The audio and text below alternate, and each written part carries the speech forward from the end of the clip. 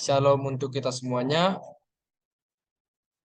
Kepada yang terhormat, Bapak Ibu dosen kami, kali ini kami akan mempresentasikan hasil pekerjaan kami yang berjudul Pengembangan Aplikasi Wisata Danau Toba berbasis web dengan mata kuliah Inovasi Digital. Kami dari kelompok 8 akan memperkenalkan diri. Yang pertama, Halo, perkenalkan nama saya Jonathan Martinus Pangribuan dengan NIM 11S22013 dari Prodi S1 Informatika. Halo semua, perkenalkan nama saya Mikael Hirirawan Stampul dengan NIM 12S22033 dari Prodi Sistem Informasi. Perkenalkan nama saya Jeremy Siregar dengan NIM 14S22014 dari Prodi Teknik Elektro.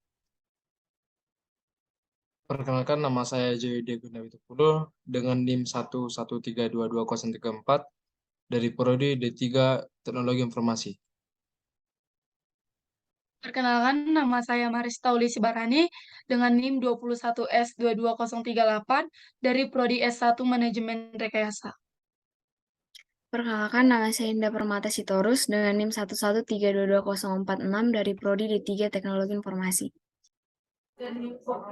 Perkenalkan, nama saya Indasari Batubara dengan NIM 133-22062 dari D3 Teknologi Komputer. Perkenalkan, saya Sri Hona Sirait dengan NIM 11422029 dari Prodi D4 TRPS.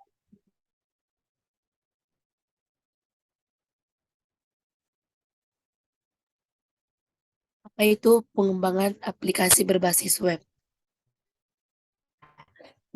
Aplikasi berbasis web adalah sebuah program komputer yang memanfaatkan web browser serta teknologi web untuk melakukan tugas-tugas melalui internet. Aplikasi berbasis web menggunakan kombinasi server, script seperti Aspek maupun PHP untuk menangani penyimpanan dan mendapatkan informasi.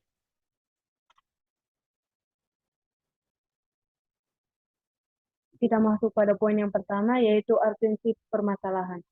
Pada penangguhan terbatasnya media dalam pencarian data atau informasi mengenai wisata Danau Toba adalah salah satu faktor penting dalam memberikan kesan dalam berwisata oleh setiap orang, sebagaimana tercantum dalam Undang-Undang NKRI Bab 1 Pasal 1 Butir 1 yang berisi wisata adalah kegiatan perjalanan yang dilakukan oleh seseorang atau sekelompok orang dalam mengunjungi tempat tertentu untuk tujuan rekreasi, pengembangan pribadi, atau mempelajari keunikan daya tarik wisata yang dikunjungi dalam jangka waktu sementara. Sehingga dibutuhkan sesuatu dalam membantu wisatawan dalam berwisata. Untuk juga website, kami membuat website untuk dapat diakses oleh semua orang, yang mudah diakses di mana saja, kapanpun, untuk memperkenalkan tempat wisata khususnya Danau Toba bagi seluruh dunia.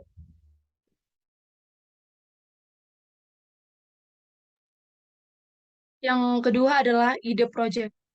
Ide project yang dapat kami berikan adalah dengan judul Pengembangan Aplikasi Informasi Wisata Danau Toba berbasis web. Yang ketiga, potensi dampak terhadap masyarakat, yaitu adanya dampak positif. Yang pertama, membantu meningkatkan penjualan produk UMKM masyarakat sekitar. Yang kedua, membantu memperkenalkan budaya-budaya masyarakat sekitar. Dan yang ketiga, membantu masyarakat dalam melestarikan lingkungan sekitar. Ada juga dampak buruknya, yaitu kurangnya lapangan pekerjaan bagi masyarakat di sekitar daerah tersebut. Yang keempat, target penggunaan dan market size. Target pengguna website wisata Danau Toba adalah wisatawan yang ingin mencari informasi mengenai Danau Toba,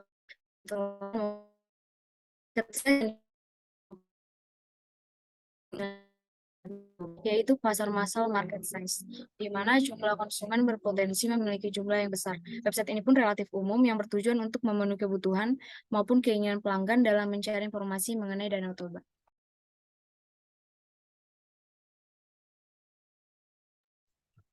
Yang kelima, iptek atau metode yang digunakan. Untuk metode yang digunakan adalah coding. Menciptakan website dengan coding sendiri dibutuhkan keahlian khusus seperti pemahaman mengenai bahasa pemrograman. Hal yang umum yang harus kita ketahui oleh pembuat web adalah bahasa pemrograman mengenai HTML, CSS, dan JavaScript.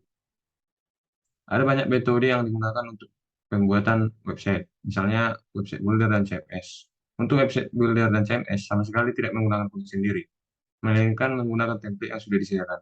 Hanya berfokus pada pembuatan tampilan yang menarik pada website. Untuk keunggulan coding sendiri adalah menarik konsumen baru, berpotensi besar dalam menarik konsumen baru yang ingin tahu lebih dalam mengenai produk dan layanan website yang ditawarkan. Konsumen semakin percaya, informasi bisnis lebih terkontrol, ekonomis, iklan yang bisa diakses kapan saja di internet tanpa menggunakan iklan dengan biaya yang besar dan menjangkau audiens lebih luas. Yang keenam adalah penerapan pilar computational thinking dalam perancangan produk. Dalam computational thinking memiliki 4 pilar, yaitu dekomposisi, abstraksi, pattern recognition, dan algoritma. Dalam dekomposisi kita dapat memecahkan masalah jadi dalam beberapa bagian yang kecil, sehingga kita dapat menyelesaikan masalah-masalah itu secara terpisah. Masalah tersebut dapat dipercaya dalam seperti mencari domain, pembuatan website, pendesainan website, maupun pengiklanan website.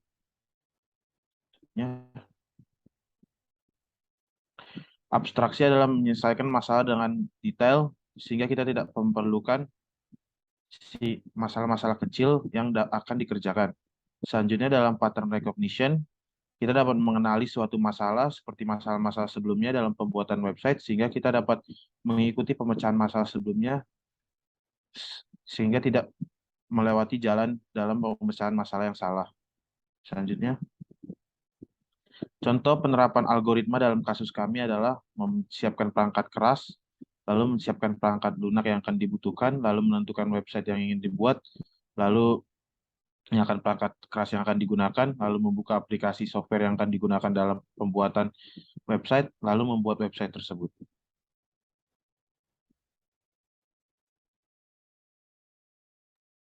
Yang ketujuh, dan yang terakhir, kontribusi setiap anggota.